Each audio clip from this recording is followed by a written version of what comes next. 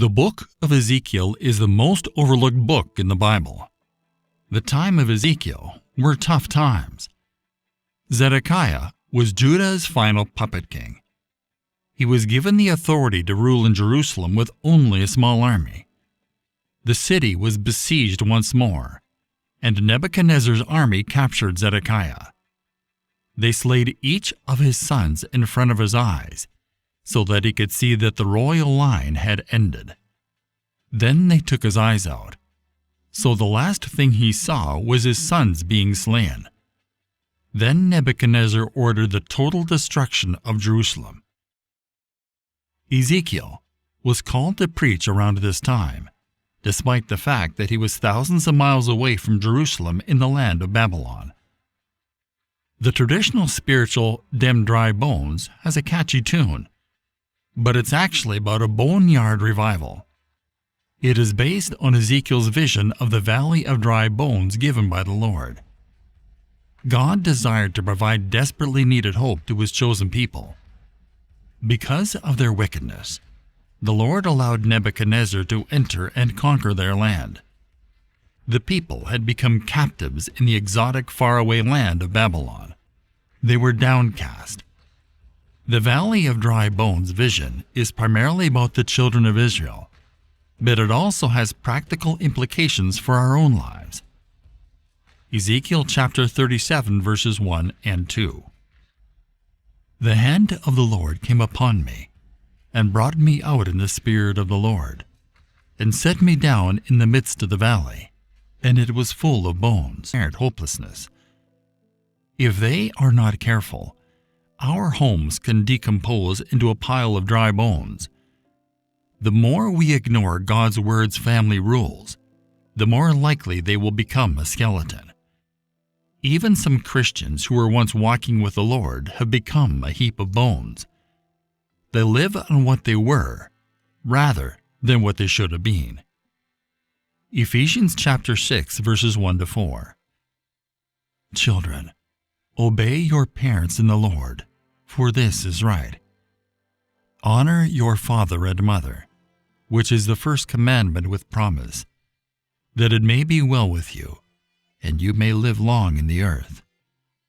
And you fathers, do not provoke your children to wrath, but bring them up in the training and admonition of the Lord. Ezekiel chapter 37 verse 3. And he said to me, Son of man, can these bones live? So I answered, O Lord God, you know. Ezekiel responded to God's inquiry about whether or not the bones were capable of sustaining life by stating that only the Lord knew for definite. According to Ezekiel, the scenario was impossible. When we contemplate the significance of the day, we may also think about the times to come. If we desire to see a revival, it will be up to the Lord to bring it about, just as he did in the time of Ezekiel. But God is able to accomplish whatsoever he sets his mind to. He is the God of the unthinkable. Luke chapter 18 verse 27. But he said, the things which are impossible with men are possible with God. Ezekiel chapter 37 verses 4 to 8. Again he said to me, Prophesy to these bones, and say to them, O dry bones, hear the word of the Lord. Thus says the Lord God to these bones, Surely I will cause breath to enter into you, and you shall live. I will put sinews on you, and bring flesh upon you, cover you with skin, and put breath in you, and you shall live. Then you shall know that I am the Lord. So I prophesied as I was commanded, and as I prophesied, there was a noise, and suddenly a rattling, and the bones came together, bone to bone. Indeed, as I looked, the sinews and the flesh came upon them, and the skin covered them over, but there was no breath in them. Ezekiel was subsequently given instructions from the Lord to preach to the bones that had already died. Ezekiel was being shown by God a crucial truth that we all need to comprehend, and that is that the proclamation of God's Word carries with it power. There is life to be found in the Bible.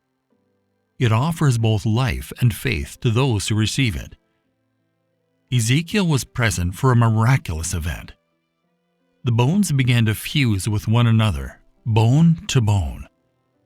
As he watched, muscles and flesh began to grow over the skeletons, and soon their bodies were covered with skin. However, they were nothing more than a horde of dead bodies moving in an orderly fashion. Hebrews chapter 4, verse 12. For the word of God is living and powerful, and sharper than any two-edged sword, piercing even to the division of soul and spirit, and of joints and marrow, and is a discerner of the thoughts and intents of the heart. Romans chapter 10, verse 17. So then faith comes by hearing, and hearing by the word of God. Ezekiel chapter 37, verse 9. Also he said to me, Prophesy to the breath, prophesy, Son of man, and say to the breath, Thus says the Lord God, Come from the four winds, O breath, and breathe on these slain that they may live. Some people believe that God's work is accomplished through organization, which is something that shouldn't be underestimated, because even our own bodies are organized.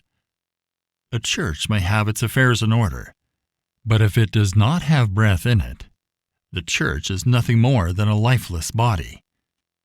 Ezekiel was instructed by God to preach to the breath. The word winds is derived from the Hebrew word ruach, which can mean wind, breath, or spirit. Ezekiel was in the process of discovering that everything that people accomplish is in vain unless the Holy Spirit is there. The presence of the divine breath of life in our existence is necessary in the same way that it was for Adam. A person is born of the Spirit when he or she is born again. God must instill spiritual life into our very hearts. Ezekiel witnessed a tremendous display of vitality as the army stood to its feet. Genesis chapter 2, verse 7. And the Lord God formed man of the dust of the ground, and breathed into his nostrils the breath of life, and man became a living being. John chapter 3, verses 5 to 8. Jesus answered, Most assuredly I say to you, unless one is born of water and of the Spirit, he cannot enter the kingdom of God. That which is born of the flesh is flesh, and that which is born of the Spirit is spirit. Do not marvel that I said to you, you must be born again. The wind blows where it wishes, and you hear the sound of it, but cannot tell where it comes from and where it goes. So is everyone who is born of the Spirit. Ezekiel chapter 37, verse 10. So I prophesied as he commanded me, and breath came into them, and they lived and stood upon their feet, an exceedingly great army. Ezekiel chapter 37, verses 11 to 13. Then he said to me, Son of man, these bones are the whole house of Israel. They indeed say, Our bones are dry, our hope is lost, and we ourselves are cut off. Therefore prophesy and say to them, Thus says the Lord God, Behold, O my people, I will open your graves and cause you to come up from your graves, and bring you into the land of Israel. Then you shall know that I am the Lord, when I have opened your graves, O my people, and brought you up from your graves. The vision was made clear, and God illuminated its uplifting significance. The Israelites had lost all hope, but God had promised them that they would experience a national revival. They had been cornered and scattered around the area. Humans thought things were hopeless, yet they underestimated God's might. Israel will not only be revived, but also brought back to its former glory. God promised to restore them to their homeland. Ezekiel chapter 37, verse 14. I will put my spirit in you, and you shall live, and I will place you in your own land. Then you shall know that I, the Lord, have spoken it and performed it, says the Lord. God finished the vision for him, since Ezekiel wouldn't answer, and then he told him what it meant. How was he going to resurrect the disjointed bones of Israel that had lost all vitality? Word and Spirit would be the means by which he would accomplish this goal. It was revealed to Ezekiel that he should prophesy concerning these bones, and he was instructed to say to them, Dry bones, hear the word of the Lord. Then as Ezekiel obeyed, God permitted the bones to begin mending themselves together, while tendons, flesh, and skin gave them their original shape again. But the word had to be followed by the imparting of the Spirit in order for these bodies to receive breath and come to life, which is a classic example of revival. The spiritual revitalization of God's church in the modern day is brought about via the Word and the Spirit. When either of these elements is lacking, the people of God are unable to have a meaningful experience of God's presence among them. 2 Corinthians chapter 3, verses 17 and 18. Now the Lord is that Spirit, and where the Spirit of the Lord is, there is liberty. But we all, with open face beholding as in a glass the glory of the Lord, are changed into the same image from glory to glory, even as by the Spirit of the Lord. According to the Word of God, our trespasses and sins had previously rendered us as lifeless as a pile of dried bones. On the other hand, God conveyed to us a message of hope. When we acknowledged Jesus Christ as our Lord and Savior, He quickened or brought us back to life.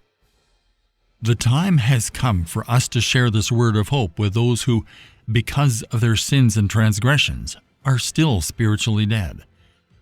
If we spread the word and keep in mind that we are dependent on the Holy Spirit for our strength and direction, we might be able to observe a revival in a tomb.